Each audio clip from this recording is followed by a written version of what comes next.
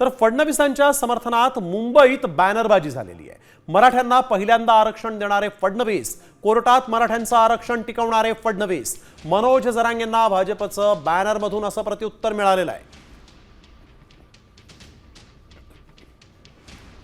कोर्टामध्ये ज्यावेळेस हा निर्णय गेला होता त्याचं टिकवण्याचं कामही माननीय फडणवीस साहेब ज्यावेळेस मुख्यमंत्री होते त्यावेळेस झाला।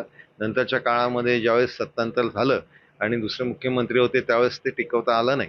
आत्ताच आपण बघितलं की 2024 मध्ये मागच्या महिन्यामध्ये शासनाने SC-BCचा जो निर्णय घेतलाय त्याच्यामध्ये मराठा समाजाच्या मुलांना 10% शिक्षणामध्ये आणि नोकरीमध्ये आरक्षण दिलेलं आहे आणि त्याच्यामुळे या संदर्भातले सर्व निर्णय हे समाजाच्या हिताचे हे सरकार घेत आहे।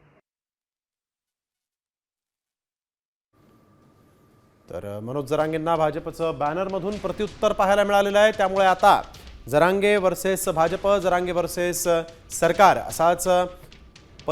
अशीच परिस्थिती सध्या उपस्थित होते का हे पाहणं देखील महत्त्वाचं असेल।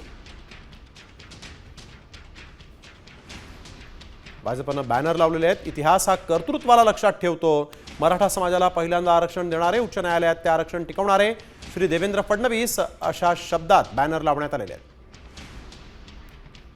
आता isakal.com आहे देशातील नंबर 1 ची मराठी न्यूज वेबसाईट।